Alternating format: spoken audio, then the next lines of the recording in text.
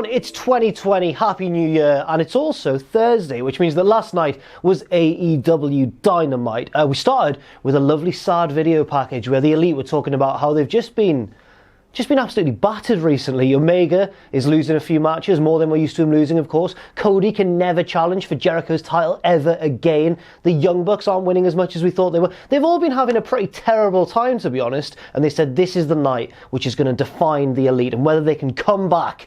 And there's only one way to find out. And there's only one way to find out how good the show was as well, and that's by assigning each individual segment a lovely individual grade. That's right, it's time for AEW Dynamite Graded, the first of 2020.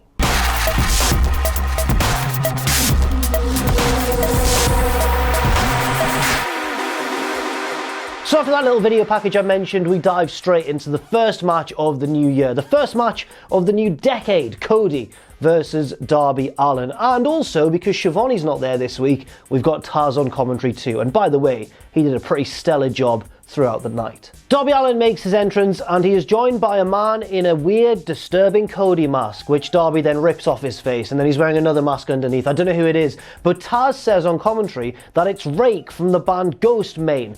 I'm not cool enough or young enough to know what on earth that is, but I did some research. I also asked everybody in the office, and we're really confused because Ghost Main seems to be the name of the guy, and then Rake seems to be one of his songs. I don't know. I have no idea what's going on, unless I've totally misheard Taz and it's a different band altogether. None of us know what's good. Any younger, cooler people out there in the comments, please let us know who this guy was down below. Cody makes his big glorious entrance. It's Cody Rhodes time, but he's joined by the head coach of the Nightmare family, Arn Anderson. Don't worry, I know who that one is. We have quite an exciting, fast-paced start to the match, with Cody and Darby both exchanging multiple pinfall attempts. Arn's coaching on the outside, calling Cody over, saying a few words in his ear, sending him back out there. Cody's going for the crossroads, Darby's reversing out of it, and by all accounts, this is a pretty exciting start to the new year. They begin to hit bigger and bigger moves on each other, but they both manage to survive each other's best offense, basically. Cody hits the Cody Cutter, which we've seen him win with quite recently, but Darby is able to kick out of that. Darby hits the coffin drop off the turnbuckle onto Cody on the apron. That looks brutal as always, but eventually Cody catches Darby in the crossroads, and Darby Allin kicks out. Cody charges at Darby in frustration, but he runs straight into the turnbuckle, which Darby had exposed earlier in the match. Cody is just dead to rights in the middle of the ring on his back. Darby goes to hit another coffin drop onto Cody, but Arn's on the apron, furiously slapping his leg, telling Cody to get the knees up, and Cody is able to. And then with a pretty clear assist from Arn Anderson, not an illegal one, just good managing, which you rarely actually see managers do these days. It was proper old school stuff, this. And with an assist from Arn, Cody is able to reverse the move into a pinning predicament and pick up the pinfall victory. This gets an A-, a pretty strong start to 2020 for AEW in terms of in-ring action. And I like how both men looked strong as well. Cody obviously picked up the win over an opponent he previously drew with and wasn't able to put away, but Darby still looks strong in defeat, kicking out of the crossroads earlier on and only losing thanks to the veteran wiles of Arn Anderson. Next up, fatal four-way action for the women's title. Riho, the champion, taking on Hikaru Shida, Dr. Britt Baker, DMD, and Nyla Rose, who has, by the way, been suspended without pay, kayfabe, for just being horrible and putting people through tables, really. Nyla jumps her opponents before Justin Roberts can even properly make his ring announcements. She attacks Riho, she takes her title, or the physical belt itself. She uses it to take out Dr. Britt Baker, DMD, and then Hikaru Shida evens the odds with her trusty kendo stick. And finally, the bell rings and the match is officially underway. Shida, quite wisely, goes for the immediate victory over Nyla Rose because she's weakened her with the kendo stick, but Nyla Rose survives and later on demolishes Shida with a senton off the apron through a table on the outside. No DQs in a fatal four-way title match. All four women get a chance to shine in this match, or all three women, I guess, for the most part, because Shida's been absolutely splattered through a table on the outside, but she does work her way in later on. But anyway, a few minutes later, Riho heads up top, hits the big double foot stomp onto Nyla Rose in the middle of the ring, but Britt Baker breaks it up with a lovely super kick, expertly timed by the dentist. The closing sequence is really fast and exciting, with everybody scrambling to pick up a victory and become the champion, or in Riho's case, retain her title. Riho's going for roll-ups on everybody, but Hikaru Shida's kneeing her off whenever she gets a pinfall attempt locked in. Eventually, Dr. Britt Baker, DMD, gets the lockjaw on Hikaru Shida, but Riho jumps in, rolls her up, kind of like rolls up Britt Baker and breaks up the submission simultaneously, and that's enough for the pinfall. Riho retains her AEW Women's Championship. This gets a B+, it was fast-paced, it was consistently exciting throughout, and everybody got a little chance to shine. And I think for now, it was the right decision to have Riho retain the title. But her night isn't over yet, because Nyla Rose jumps her after the bell and puts her through a table. A little bit later on, it was too short to really give its own grade 2, but a little bit later on, we see Riho getting interviewed backstage by Alex Marvez, and Britt Baker comes along and is angry at Riho for never being there, echoing very much the sentiments of Reddit. Our next match is Jon Moxley taking on Trent of the Best Friends, but just before that, we get a small video package, again too short to really assign its own grade to, from the Dark Order. They are basically telling the Exalted One, we don't know who that is, that the Elite have fallen, and now it's time for the Dark Order to really shine and really take over AEW. Who is the Exalted One? And is it anyone but Marty Scurll? I guess we'll find out in the future. But now onto the match itself, Moxley versus Trent, and it's a really hard-hitting one, and really balanced as well. When I say it's a hard-hitting match, that might give the impression that Moxley, the more all-out brawler, is really dominating and taking it to Trent, but that's not entirely the case. It's quite 50-50, with Trent giving as much as he gets. At one stage, to pop the crowd because we all love him, Orange Cassidy gets in the ring. He and Jon Moxley have kind of a pocket off. They both put their hands in their pockets. Moxley's is a lot more aggressive and less relaxed than Orange Cassidy's pose, and that distracts Moxley just enough for Trent to drop him with the running knee, hit a big pile driver, and only pick up a 2 count. A little bit later on, Trent heads up top and jumps to the outside because we have a lovely diagonal ramp coming off one of the corners in Jacksonville, but Jon Moxley manages to evade that and drop him with a paradigm shift on the outside. He rolls him back in the ring and hits another paradigm shift, the more elevated, dangerous looking high angle one, and that's more than enough to pick up the win. Like the previous match, this gets a B+ grade as well. I thought it was good. It might have got a shade too long because we've had 3 matches, 3 pretty hefty matches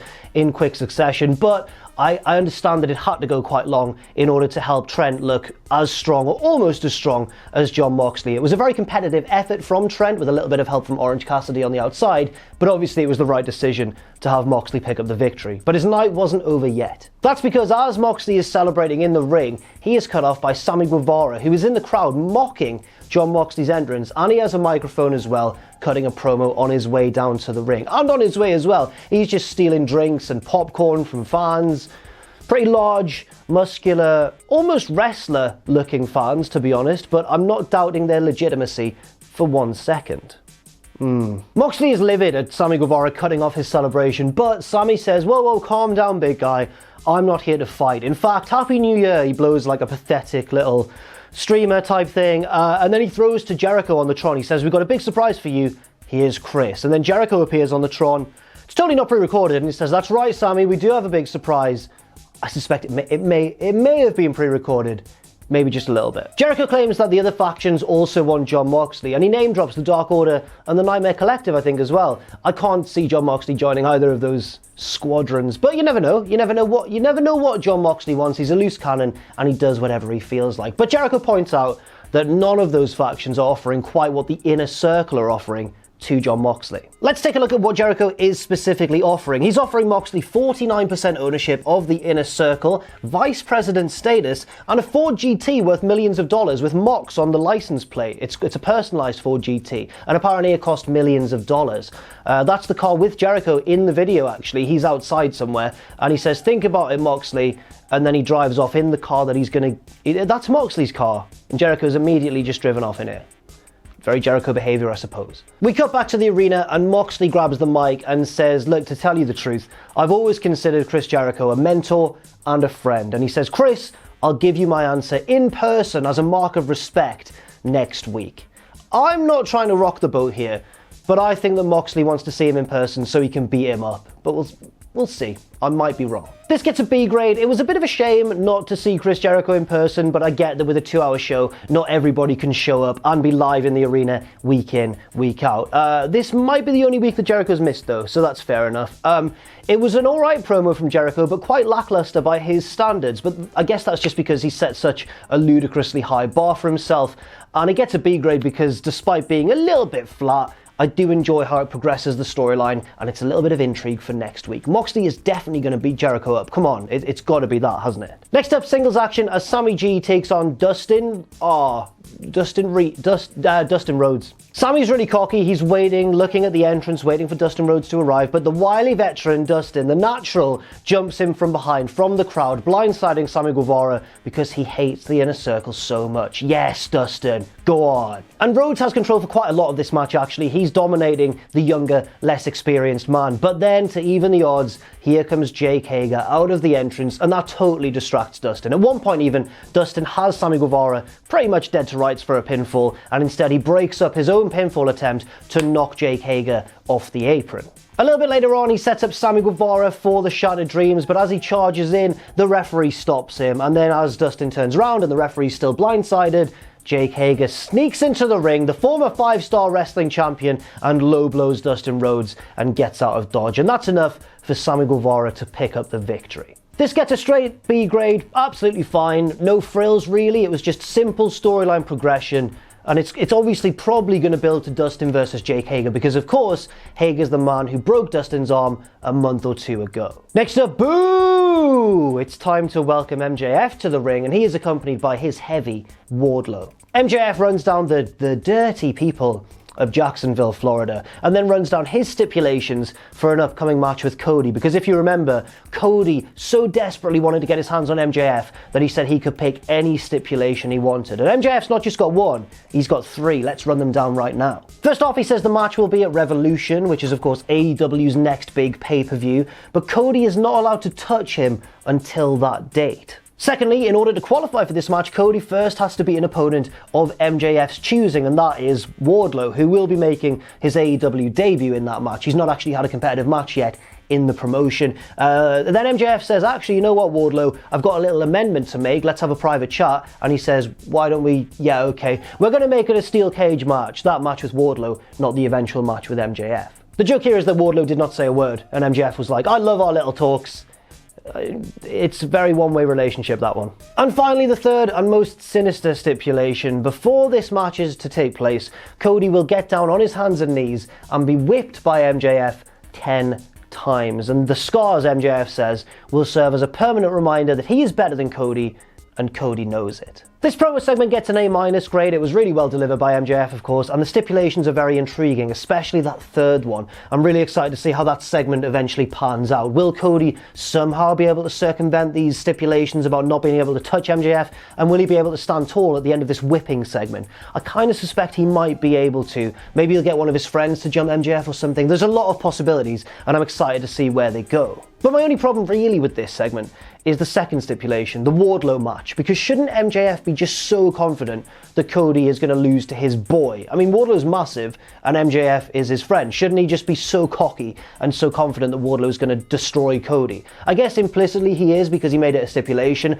but on the other hand, he didn't really linger on that. He just kind of progressed straight to the third stip instead. So I'm not really sure about that, but it didn't do enough to really negatively impact the promo as a whole. And finally, we get the main event of the night, the Elite's chance at redemption. That's right, Kenny Omega and the Young Bucks, Nick and Matt Jackson, taking on the heel trio of the Lucha Bros, Pentagon and Phoenix, and Pac. The bastard Pac. Before the match begins, we go to commentary where we've got a special guest commentator, and that is Hangman Page, a rather tipsy Hangman Page, and he's really good at drunk acting, it turns out. He seems like a lot of people fall into the trap when they're drunk acting of just going way too over the top, but he's just slurring the occasional word, saying a bit too much of the honest truth, and it's really convincing and really effective from Hangman. In fact, we saw him a little bit earlier in the night in a really short little backstage segment where he was at Private Party's private bar and he poured himself a drink, which obviously they didn't take very kindly to. It's their private bar, he didn't even pay for it, and they get into a bit of an argument, and I believe that he he being Hangman and Kenny Omega, are going to take on Private Party next week.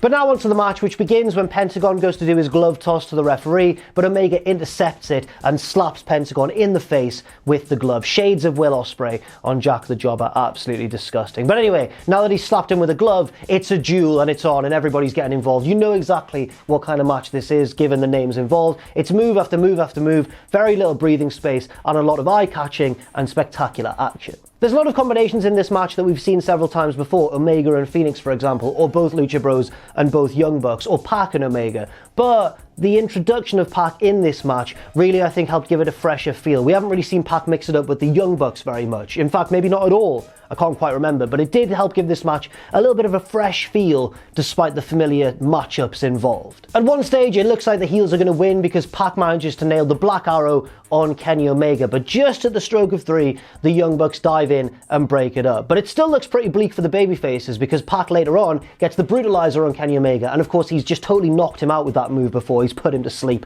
The Lucha Bros are holding the Bucks on the outside, preventing them from breaking up the submission, but Matt Jackson is able to get free, slide in the ring, and break it up in the nick of time. In the nick of time? It was Matt Jackson. Damn it. Phoenix gets the tag and comes in off the top rope, springboarding into the ring with just a gorgeous, twisting, martial arts looking, roundhouse flying, midair kick thing. It looks amazing. It looks amazing. Straight into a knee from Kenny Omega, and he's just totally out in the middle of the ring. But it looked like it was going to be incredible, okay? That Phoenix kick, watch it back. It looked like it was going to be the best move ever. Immediately got reversed into a V-trigger, but we'll let that slide for now. Omega polishes off Phoenix with the One-Winged Angel, and that is enough for the Elite to pick up a big momentum-regaining victory at the beginning of 2020. After the match, the Elite are celebrating in the ring. Cody comes down and joins them. They've all won their matches. Yes, the Elite are back. They want to wave Hangman Page down from commentary. He's still there, still drinking. They're like, come on, Adam, get down in the ring. Come on, it's going to be great. And he very passive-aggressively is like, I did nothing, guys. You enjoy it. I'm off. See you later. It's really awkward, but in a deliberate way. This whole segment gets an A- grade. It was a good, fun match. It wasn't like next level or anything, but it was really enjoyable and a good main event. But weirdly, my favorite thing, out of all the flips and the acrobatic moves and everything, my favorite thing may have just been the subtlety of that post-match angle, or at least subtle compared to how wrestling usually is. For example, most of the time in wrestling, when you see an angle like this, Page he wouldn't just be tipsy on commentary, he'd be falling all over the place, he'd be spilling his drink, he'd be saying whatever he wanted, he'd be really making it very obvious that he's thinking about turning heel. Whereas in this instance, Hangman kept it pretty subtle. Likewise, I think in wrestling, usually at the end when they would have waved him down, it wouldn't have been as tentative and as passive-aggressive as it was. I think that the Hangman would have just gotten really angry and gone, no! Suck it, you guys, maybe thrown his drink at them and then stormed off. But no, Hangman stayed friends with them, but he was like, no, you guys, you've got this, it's all right. He's distancing himself from them further, and it makes it all the more intriguing whether or not he's going to turn heel, and if he does, when it's going to be. And now onto the overall grade for the start of 2020, and the first Dynamite of the year gets an A-. I thought it was a strong show to begin the new decade, and I thought that after a slightly all over the place Dynamite towards the end of 2019, we got things back on track with a really refocused version of AEW Dynamite. The action was solid throughout, in some cases very good, and even more importantly, everything served a sensible storyline purpose. And excitingly as well, it looks like next week's show has a strong lineup too. That is coming to us from Tennessee. So I'll see you there. Thanks very much for watching, and let us know what you think in the comments section down below. You can follow Cultaholic on Twitter at Cultaholic and on Facebook at facebook.com/Cultaholic. If you enjoy what we do, then please do check out our Patreon, patreon.com/Cultaholic, where you can pledge. And don't forget, of course, most importantly of all, to hit subscribe and to join us.